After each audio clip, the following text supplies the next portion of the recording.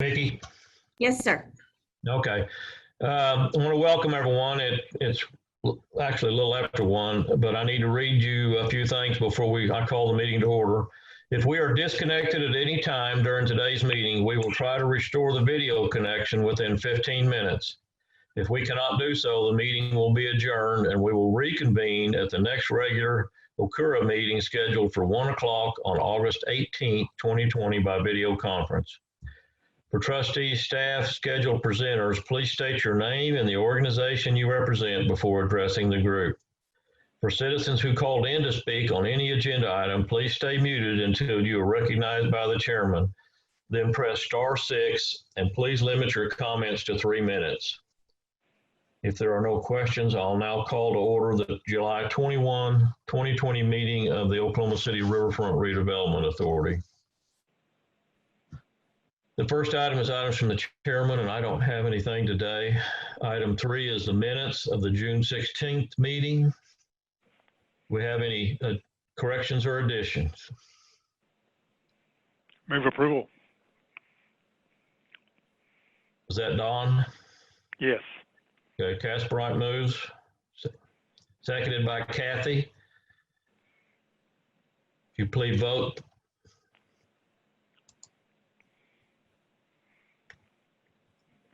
I think you're taking a voice vote on me, and it's yes. Go ahead, Don. What's your voice vote? Yes. And that item passed. Item 4 is a consent docket. We have an oil and gas revenue report and an Oklahoma River corridor events update. Do we have any comments or questions on either one of those? If I get a motion, please.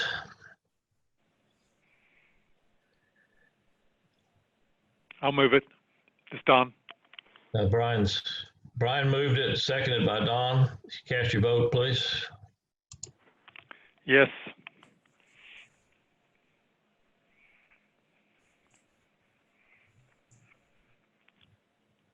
Yes.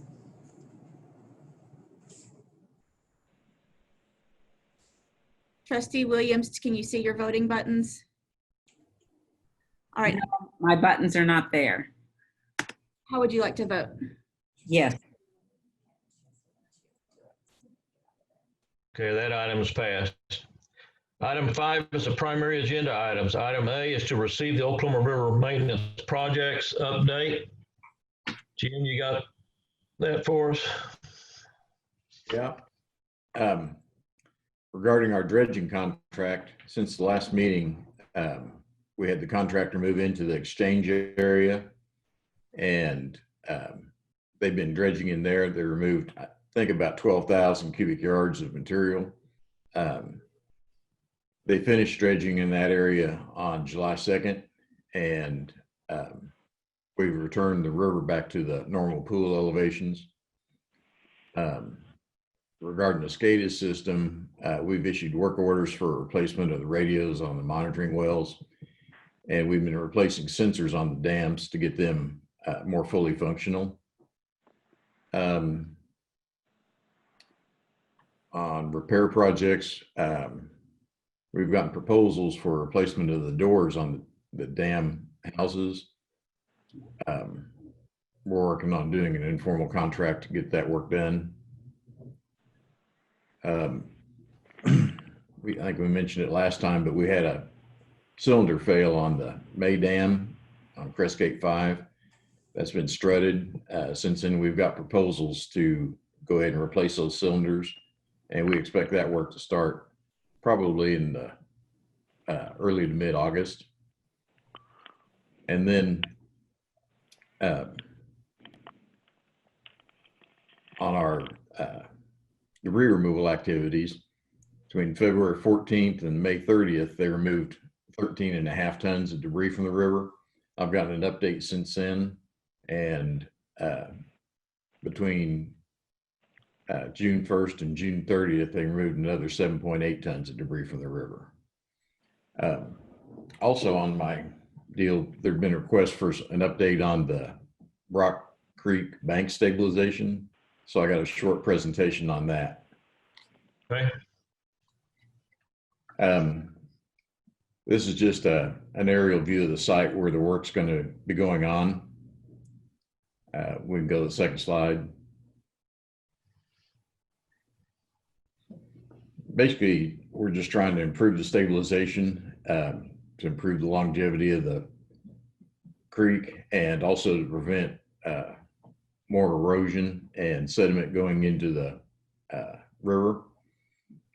We're going to look at working in 4 areas along the river. When we get done, the materials we're using will help provide a more natural appearance while still stabilizing the banks.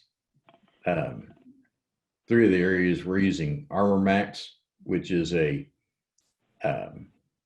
fabric that is anchored down over the soil to keep the soil in place. It uses deep anchors so it doesn't move easily, but it allows grass to grow up through it. The other material we're using there is called Scourlock, and basically it's a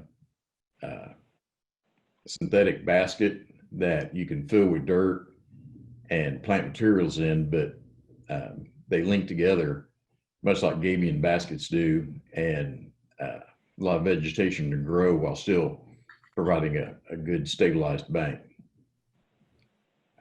We can go to the next slide.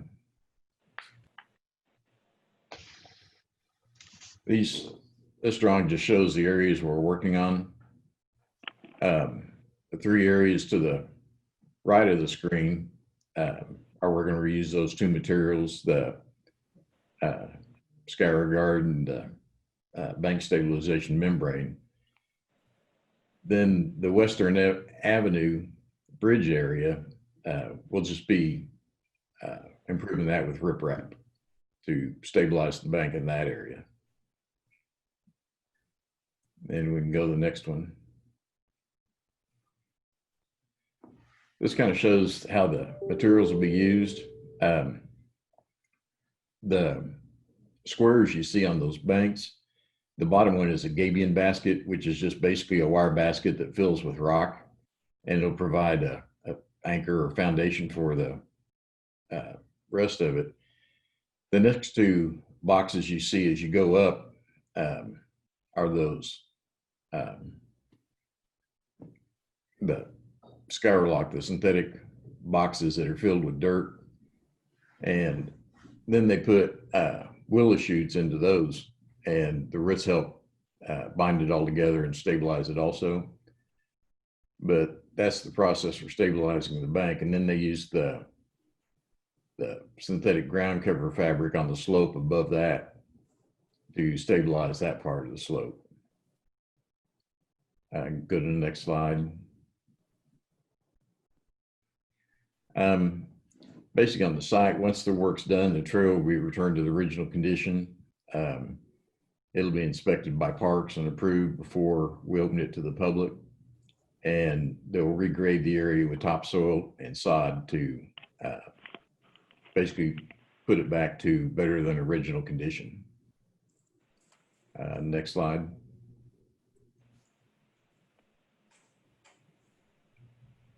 This is just some project information. Olson was the engineer on the project, and the contractor is CP Integrated, who also happens to be our dredging contractor. The award amount on it was $1.767 million. Construction began on May 26th. I don't know what year I put in there. I guess that's a typo.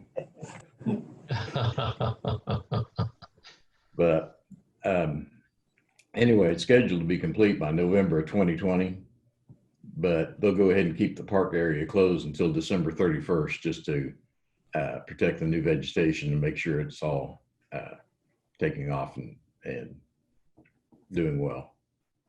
Is there any questions?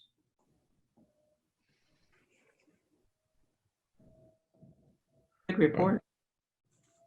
Very good. I need a motion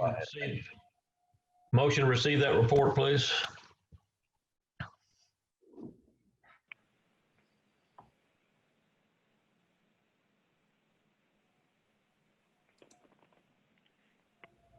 I don't have anything on my, there we go. Yeah, it's coming up. Moved by Brian. I need a second. Second. Kathy, please cast your vote. Dawn, how do you vote? Yes. I vote yes. I don't have the voting buttons again. Okay, and that item passed. Item B is to receive correspondence from, thanks, Jim, I appreciate it. Item B is to receive correspondence from Allen Gibbs and Hulick LC regarding the fiscal year 1920 Wilcora audit. Any comments or questions on this? We have somebody from finance if you have a question. Finance, any comments you want to make on it? No, I don't have any. Okay. I need a motion. Move approval. Second. Brian, cast your vote, please. Yes. Yes. And that item passed. Item C is a second renewal of the lease agreement among the Oklahoma City Riverfront Authority, the City of Oklahoma City, and Epic Paintball Park LLC for use of Wilcora property as part of a recreational paintball facility near I-40 and County Line Road. They still have not built this facility out there, but they still want to activate the lease. It was headed towards expiration at one point in time, but they have paid the required fee on it and would like to go ahead and do this because they do plan on doing the paintball park at some point. Paintball park at some point. David, anything else you need to say on that? No, sir. Okay. Any questions on it?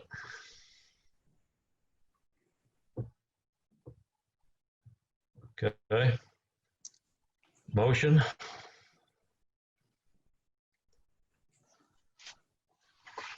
Gloria moved it. Brian seconded it. If you cast Yes. your vote, please. Yes. That item passed. Thank you. Item D is an amendment number 4 to the lease agreement between the Oklahoma City Riverfront Redevelopment Authority and the City of Oklahoma City. This is the master lease that gave the Wilcora all of the land along there. And we're extending that out. Jared, you want to do a brief explanation of why? Certainly, Mr. Chairman. This is Jared Beatty, Assistant Municipal Councilor. This item is a proposed amendment to the primary lease agreement between the city and the authority for the North Canadian River corridor. And its principal purpose is to extend the agreement's term. The lease agreement currently has a 25-year term that commenced in 2005. So it is currently scheduled to expire in 2030, which is, it's less than 10 years from now. In 2008, the lease agreement was amended to provide for 2 25-year renewal terms upon written agreement of the city and the authority. But these renewal terms are not automatic. And with this proposed amendment, we would seek to make those 2 25-year renewal terms part of the initial term, such that it will extend 75 years from 2005, expiring in 2080. Okay. This amendment number 4 also addresses subleases and provides that the authority shall have the right at its discretion to assume any subleases made by any sublessor. I'll be happy to address any questions that you might have.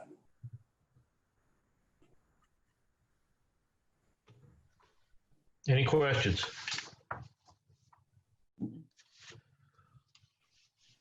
Okay, need a motion? Move the item. Second, Brian seconded it. Cast your vote. Yes. Yes.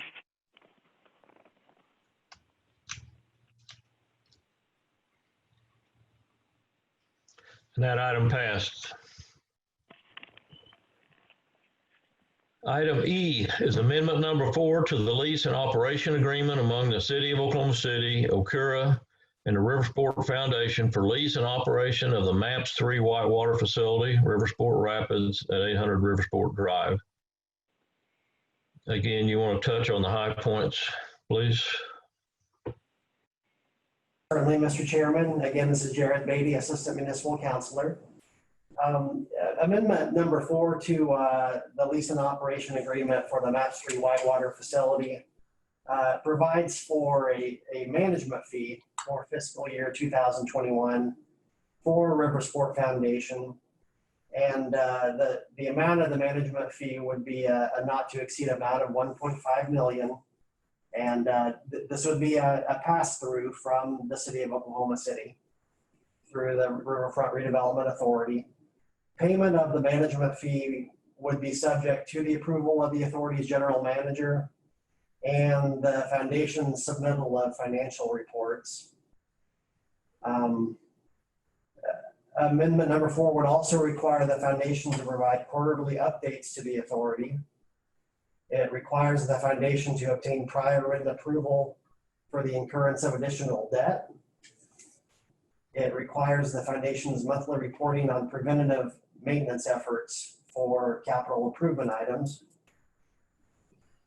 And it requires the foundation's monthly reporting of specified performance measures that are used in the city's Leading for Results program.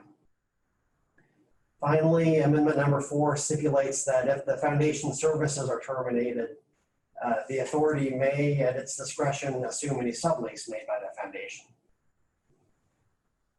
And if approved by the authority, this would, of course, proceed to the City Council for approval. Okay. Any questions for Jared? Any comments? Okay, I need a motion, please.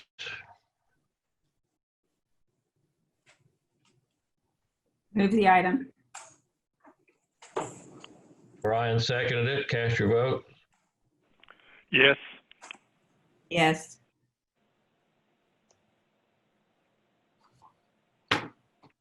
And that item passed. Thank you. Item 6 is a claims docket. Any questions on the claims docket? Need a motion?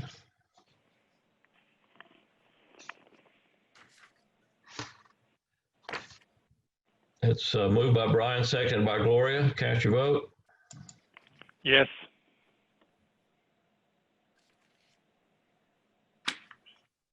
Kathy?